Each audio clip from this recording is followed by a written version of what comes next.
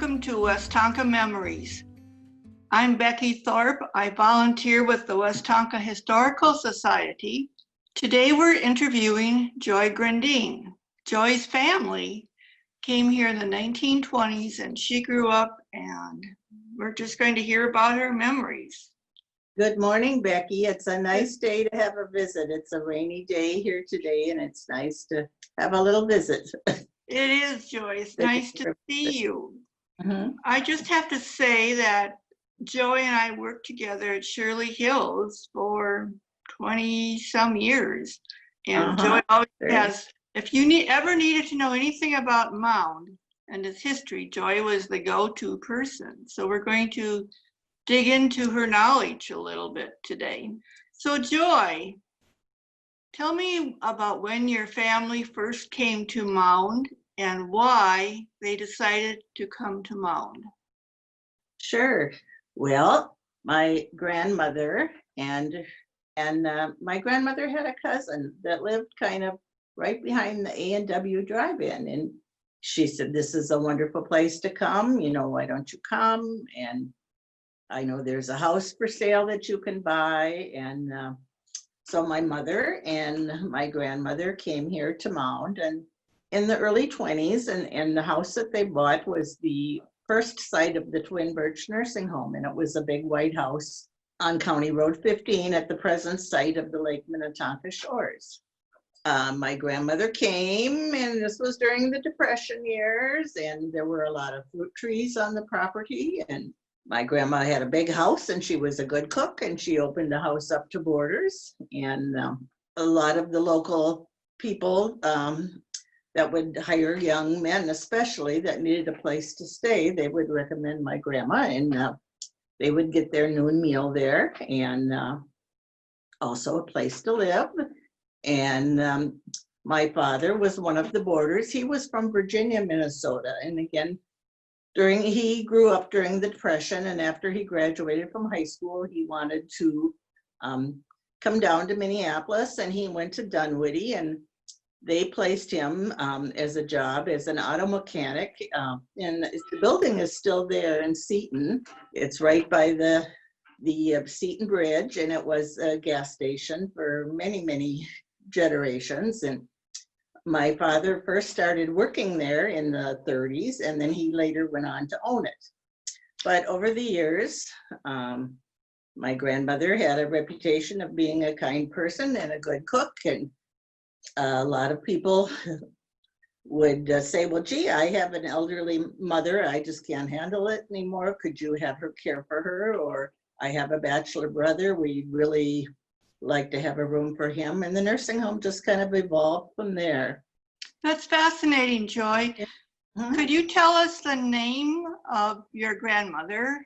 Sure. My grandmother's name was Alice Westlund. She was a widow, and my mother's name was Hazel Crop. And again, they both migrated here from the Amory, Wisconsin area. And your father's name? He was Luther Anderson. Luther Anderson. Luther Anderson, yes. And he married the landlady's daughter. That's a great story. So the boarding house, did it have a name besides just the reputation? It was called the Twin Birch restaurant. Oh, okay. So that's how the name came about. Right. There were two birch trees down by what is now Highway 15, and so it was called Twin Birch because there was two birch trees there. Okay, so that's your family's migration to Mound history. So, and then you came along. Did you have any sisters or brothers? And I also have to ask you where your mom and dad decided to live in Mound and why they decided to stay here. Well, they bought it. Actually, I've never lived in Mound. I've always lived in the Spring Park, Navarre area, mainly. Okay, well, Westonka area. Westonka area. So my parents' first home was a little cottage on Black Lake, which was just about a block from the nursing home. And that's purposely why they chose that place to live, because it was close to Grandma's. And ironically, the cottage that my parents bought was a family cottage of the Andrews sisters. Really? And their cousins lived next door, and their name was on the deed of sale. My father kept that because it had Maxine Andrews' signature on it, and he always thought that was kind of neat. So they had bought the surrounding cottage of their families to have. So that was my parents' first house, and this was Did they ever meet the Andrews sisters? many times. I remember Maxine especially coming to town, and I remember one summer Maxine's son spent the summer here.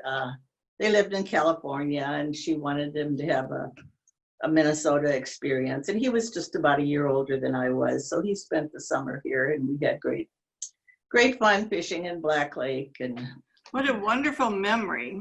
Yeah. So you have deep roots here in Mound, or the Westonka area, excuse me. Yeah. So do you have a really happy memory of growing up in that cottage? Yes, I have a picture of my mom and dad here. This was from their 25th wedding anniversary. Oh, wow. Yeah, but yes, very much. Again, it was a wonderful place to grow up. Neighbors helped neighbors. You know, you went outside and played all day and swam all day, and it was a wonderful way to grow up. Everybody kind of knew each other. And another kind of fun thing that was a part of my childhood is my father felt a strong need to be involved with the community and get to know his neighbors. And he was elected as the Justice of the Peace in Spring Park. That was the way the judicial system was at that time. And so we would have weddings at our house. And really? Yeah. And this was during the era of the Lakeview and the Downbeat, and there was kind of a lot of summer traffic in Spring Park, and he was a Justice of the Peace that would have court every week, and he worked in close friendship with some of the local policemen in the area, Ray Tharlson, Debbie Heights' father, and Don Wilkes, who was the chief of police in Spring Park, and they were very good friends, and they all worked together. One interesting thing about the three of them, they all really believed in the young people, in the teenagers in the community. And they all three if they saw a young man especially that was perhaps going down a wrong path, they would kind of try to do their best to take them under their wing and kind of help them get on the straight path of life. And I have had a number of men that have come back and told me that, how Wow.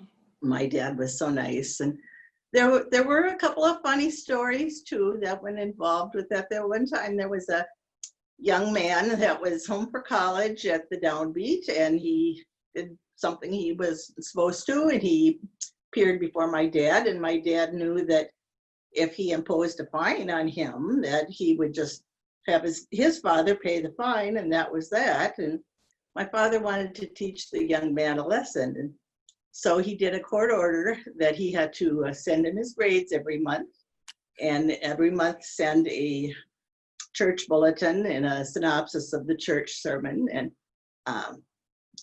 he was court ordered then to do that once a month for a year, and he said, "I'll see you again next summer." And the next summer the young man came back and he said, "You know, I really hated you last summer, but I understand what you were trying to do." Oh, and that's I really a wonderful story. Appreciate, he said, "I appreciate what you did for me." And Wow. so that was kind of cute. And there were other stories too where there would be people down on their luck, and my dad knew that, and he would take great pride in helping people that were down on their luck. And I know there was another time that he had someone in court that had done a misdeed of some sort, and the fellow had a family and he didn't have a job, and he just was really down on his luck. And so my dad went to Cox Brothers and got the man a job as Cox Brothers. He went up to Piggly Wiggly and got him a grocery certificate. And this was in the days of black and white TV, and he went to the black and white TV shop and they gave him a TV, and he went over to the family and he said, well, here's a TV for your kids. I've got a job lined up for you. Here's some money for groceries. And what a great man.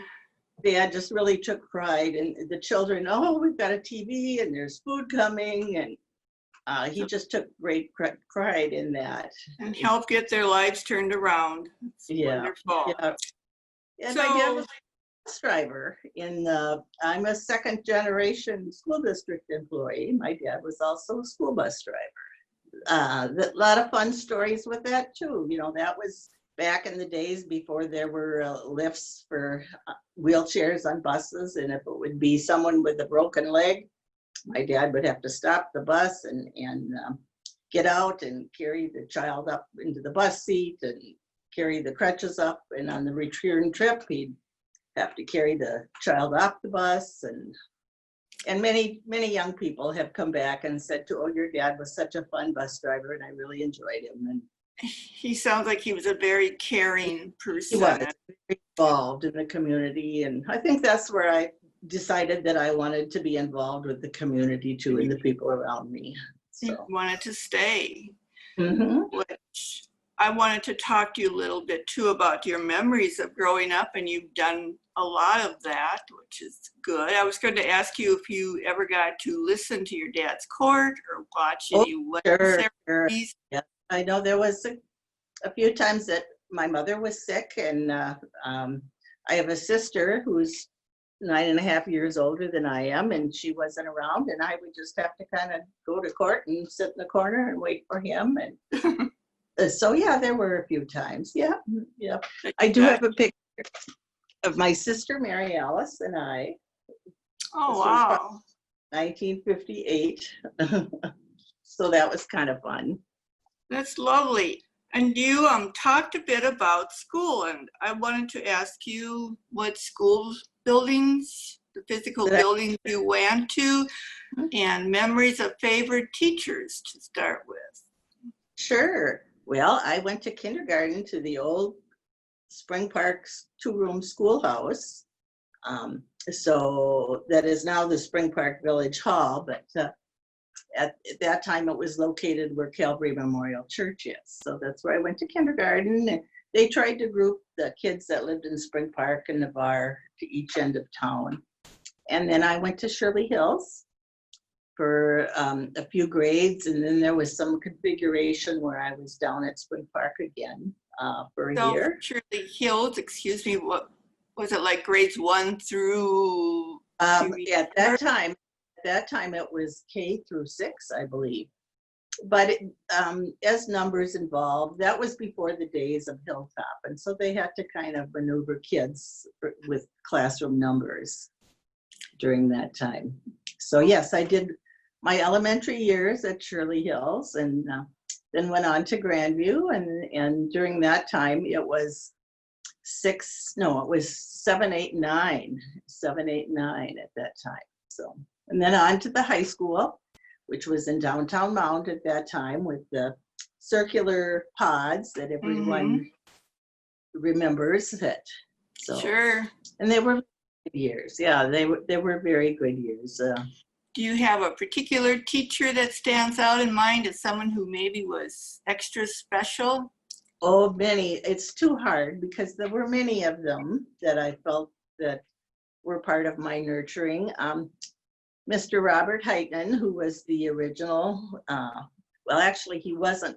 The original principal at Shirley Hills was Evelyn Crary, but I had Mr. Heitman for 6th grade, and he was one of my favorite teachers. And then later on, when my daughters were getting ready to start school, I knew that I wanted to volunteer there because I had enjoyed my years at Shirley Hills a lot. And he's probably one of my favorite teachers, yes. Oh, great. Your days when you were, say, in Shirley Hills, do you remember what the day looked like? Did you stay with the same group of kids, or did you move around a little bit? Oh, no, you stayed with the same group of kids, but you have to remember, again, this was during the time when we had the Cuban crisis and the missile days and doing the drills where of the atomic bomb drills and Mm-hmm. hiding under your desks and All of that fun stuff. So when you got to Grandview, was it a big change for you? Did you start moving around from room to room then? Yeah, of course it was. Of course it was. But, you know, again, the school district was pretty small then, where you kind of knew everybody. And this was kind of before the days of Hilltop. So you did kind of go to school with all those same kids the whole time. Sure. And when you got to high school, then I'm sure it was very exciting. And do you have memories of being a senior and your graduation memories? Oh, sure, sure. And again, a few years back, we celebrated our 50th class reunion. I graduated in 1967, and that was great fun. And it was a great fun being a part of that, of being on the committee to help do that. That was great fun. And we kind of hashed over a lot of stories and of the great fun that we had with cars and learning how to drive and weather and the dances, sure. Just, and again, everybody kind of knew everybody else. It was pretty self-contained. That sounds like a fine way to grow up. But I have a question about the drive-in. Did you get to go there? And do you have memories of watching movies at the drive-in?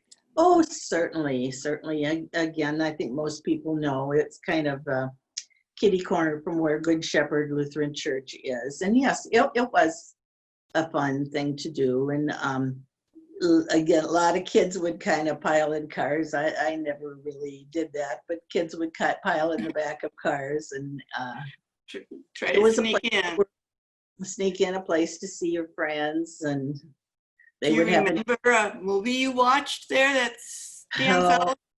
No, I really don't remember one particular movie. There was also the drive-in in 7 High, which is in 7 and 101. That was another drive-in. So, you know, there were options. And also during those days, you had the movie theater in Excelsior and Wazetta. And so that was something that we all did too. You'd go to the movie, and again, before driving days, you know, perhaps one parent would drop you and your friend off and another parent would pick you up. And so we had options. It wasn't just the drive-in movies. And did you have the option of shopping? I remember Mound had some really fun stores back then. Oh, sure. Again, you know, we were pretty self-contained then. And, you know, that's your doctor was there, your lawyer was there, the grocery store was there, and the dry goods store was there. And, you know, that was a place to go and get a new skirt or some material. And also Williams Shoe Store was another place to go and get some new clothes. Didn't have to leave town. No. And then again, we had Sears on Wards for a while, a catalog spot, so you could order from the catalog and then go pick it up right in Mound. And those were the days, weren't they? They were. And again, with the Nike base in St. Bonnie, there wasn't a lot of shopping available there, so they would come to Mound. There were a lot of military people that would come to Mound from the Nike base during that time, especially on Friday after they got paid. Do you remember, obviously you remember when it was built, but do you remember hearing adults talk about having the Nike base built so close? Sure. There was concern. Yeah, well, it was concern. It was concern because, you know, it was in the Midwest, and it was always the concern that, you know, if a missile would come down, that it would affect us in our area. And so, yeah, there always was a concern. But there was also just a lot of, there was more people. Again, we had Tonka Toys, you know, that was working around the clock. And after my parents sold the nursing home in 1974. And at that time, I went to work at Mound Clinic, and I was hired by Dr. Ramos and Dr. Carlson. And I was in what capacity? I was a nurse, and I worked there as a nurse for a number of years. My parents were ready to retire and sell the nursing home, and I was ready to kind of try new adventures. And so I worked a number of years there full time, and then I met my husband and got married. And then after I had a family, I worked part time for a number of years. So in all, I worked there 20 years. So I always feel I kind of had a career there too as You well. did. You had two careers. Backing up a little bit to your high school days and being a senior, what prompted you to go to nursing school and become a nurse? Well, I always wanted to be a nurse because of helping in the family nursing home. It just was always kind of a given, you know, that's what I would do. And I kind of always, yeah. One fun high school memory I wanted to bring up too is during your junior and senior year, you had the option of taking your study hall and working in the office. And I worked in the office at the high school for my study hall during junior and senior year. And I just really loved that. I really loved the atmosphere of the office and the office ladies. And I remember they gave me some extra little special things to do, and I felt so important because they trusted me. That I remember they had me bring a deposit to the bank, and wow. I remember they had me bring the homecoming robe to the dry cleaners after homecoming. And again, I remember one of the doctor's children was not feeling well, and they asked me to escort the doctor's child across the street to the doctor's office so the child could see their dad. And I felt very important that I'm sure they relied on you too. That's great. So you decided to be a nurse. Where did you go to nursing school? I went to nursing school at Bethesda Lutheran Hospital in St. Paul. And that was right by the Capitol. That was my first time away from home. It was a little hard, but that was really the only time I was away from home too, was during my years in nurses training. So Mom had a big pull on you, the Westonka area. Yeah, yes. So, and you kind of just glided over meeting your husband. We need to hear that story. Oh, sure. Well, that was kind of a fun story too. My husband was a very kind, nice, soft-spoken man. He was kind of one of the nice guys. And I had a girlfriend that I bowled with on a Monday night bowling league in the Mount. And where was this? The Mount Bowling Alley?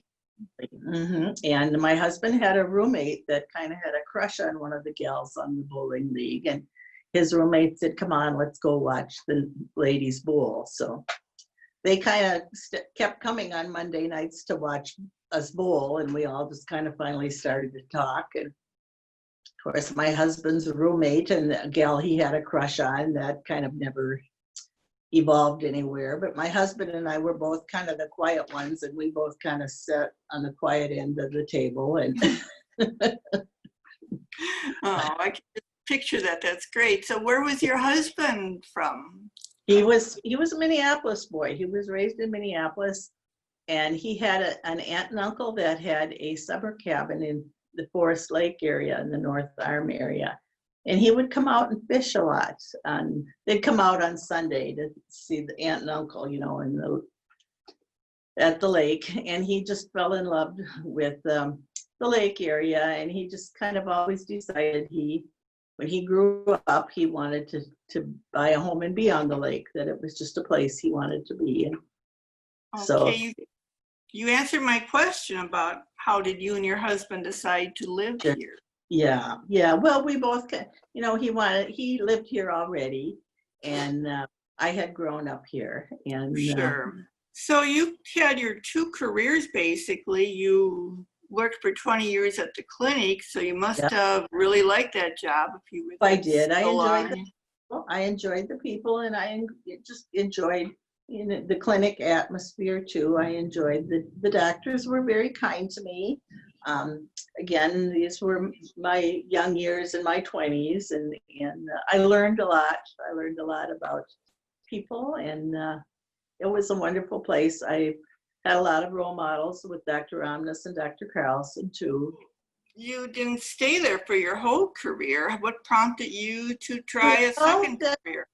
Sure, that was after my daughters were born, and I kind of made my mind up. I wanted to be involved with my kids' lives, and that I wanted to be involved with their school careers. And so I decided I wanted to volunteer. And one of the teachers was doing a blood pressure unit at Shirley Hills, and they were looking for a nurse to come and help teach the fifth graders how to check blood pressures. I knew Bob Heitman was the principal there, and I knew what a wonderful man he had been. And I just kind of started hanging out there. And then pretty soon it was time for my daughter to go to kindergarten. And I just kind of started hanging out there more and more. And my first job at the school district was I was the volunteer coordinator, and I worked an hour and 15 minutes every day. That was my allotted time on my contract. And your foot into the door. And it was perfect. I was able to work during the years when my daughters were in kindergarten and in preschool, and that hour and a half I was really able to drop them off at preschool or kindergarten and get that hour and a half job in and still be there to pick them up. And it was perfect. It sounds like it was. So how did you get into your job as the school nurse at Shirley Hills? Well, I had been working as a volunteer coordinator, and then there was an opening as a paraprofessional, and I did that for a year. And then there was an opening in the health office. The lady in the health office was ready to retire, and during that span, the principal was Rich Nicoli, and he was another dear role model in my life. Very soft-spoken and very kind and generous to everyone. And so I thought, well, I'll apply and see if perhaps he'll hire me. And he did. And I ended up staying at Shirley Hills for about 25 years. Yeah, Rich told me one time that he hired good people. I'm sure you were one of those that he was thinking of. You've mentioned role models, and you've mentioned some great ones. Are there any others that you have encountered growing up and living and working in Mound? Well, certainly my husband was a role model of hard work, and he worked at the telephone company for over 40 years. That was the only job he had. So he certainly was a role model on how to be calm, cool, and collected and about people. And again, certainly my grandmother and my father and my mother from my early years. My mother was the quiet one. She kind of stayed home and kind of kept the home fires burning and kept supper ready for my dad. And my dad was, as I said, very involved. He was also on the Spring Park Council. And so he kind of was always coming and going a lot for meetings. And my mom was kind of a homebody that stayed home. So, but they all were role models. My mother certainly was another role model for me, for my children. And then you mentioned the professional doctors and Rich. Yes. Yeah. Yeah, there's some great people that have decided to live and work in Mound. So, talking about your work life in both of your workplaces, did you learn life lessons from either place? And if so, what were they? Would you like to talk about those? Oh, just listening to people and being kind to people, and understanding that everybody has a hardship, and we need to be patient with everyone and try to help everyone the best that we can. It's a good lesson to learn. Yeah. It wouldn't be a good interview with a Moundite if we didn't touch on the tornado for a bit. Mm-hmm. So I think we need to talk about that a little bit if you would like. It had been a very humid day all day, just very sticky. You kind of knew there was going to be a storm. And it was towards evening, supper time, and my mother had laundry on the clothesline, and we knew it was going to storm. And my father was sitting in his easy chair watching the TV and reading the paper, and my mother came in and said, it's so strange. It's almost like I hear a tornado outside. Well, my dad, of course, knew what that meant, and he quickly put the paper down and said, we're heading to the basement. And so by the time we got to the basement, though, of course, it was all over. And shortly there, I suppose an hour or so later, I don't remember, the phone rang. And it was one of the administrators from Mound, and they said, we need everybody that we can get to come and help. And so my dad was asked to be at the Spring Park side of the bridge, because we kind of were Spring Park oriented, of the bridge to go over to the island. And so he was awake that night, because they only wanted people that lived there to come in and out. So he did an all-night shift representing the Spring Park, the city of Spring Park, to kind of help until help did come. Okay, so I'm sure you were in high school at that time. So Yes. what were your memories of how you felt, or what you and your friends were going through? Well, it was at Grandview, so I think it was probably 8th grade. And we had a lot of debris in our yard. But of course, our biggest concern was the nursing home and the residents in the nursing home. Mm-hmm. And we're very blessed that we did not have any damage. And we were very, very blessed with that. But because we didn't have any damage, I had to go to school the next day. There was nobody in school. Everyone was kind of in a state of shock. And we just kind of all drifted, I think, for a few days until. Do you remember like seeing something that looked really devastating to you? Like, I know the whole area was devastated, but do you have one specific memory? Well, no, not really. We did have a lot of debris that did come in. And again, certainly I had a lot of friends that lived in various parts of Island Park and Navarre, and that all had stories to tell, and stories of things that happened at their house. So it was a very scary time. I'm sorry, but how about like the area in Navarre that was just flat? Yeah, it was just flat, devastated. Yes, it was. And in a few days, we were certainly able to kind of get in the car and drive around and look and see where the damage was in Navarre and in the island. And yeah, wow.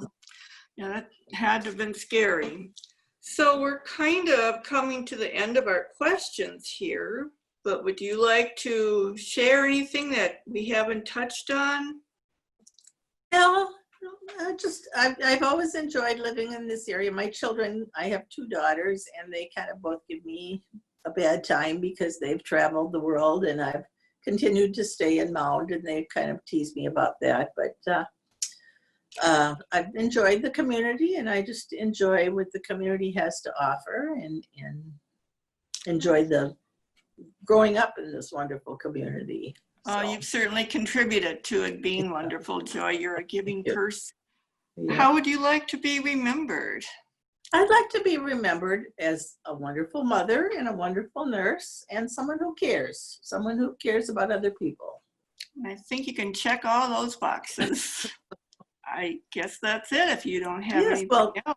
I don't. Thank you for doing this, Becky. I enjoyed it. I'm glad we had an opportunity to visit today. Oh, thank you, Joy. Like I said at the beginning, it's always been a pleasure to talk with you about anything, but talking about Mound history, sure. That's your forte. Sure. Well, stories. There are a couple other videos out that my sister and I did a little talk for the Historical Society on the Spring Park Glory Days, and we talked a little bit about the history of Twin Birch on that video. And there is another video out about the history of Twin Birch and how that evolved with my family. So there are other pictures that are on other videos that I'm assuming those are probably available at the Historical Society. Yeah, they are. I've seen them. They're on YouTube and the other videos that are out and about there. We recommend watching those. And yeah. I think it's just fascinating how your family started the nursing home, which morphed into the Presbyterian. Yeah, yes. And it's my parents and my grandparents would be just so amazed at to that. See what's come of that. Yes. Mm-hmm. Yeah, it they would be. From your caring family. Yeah.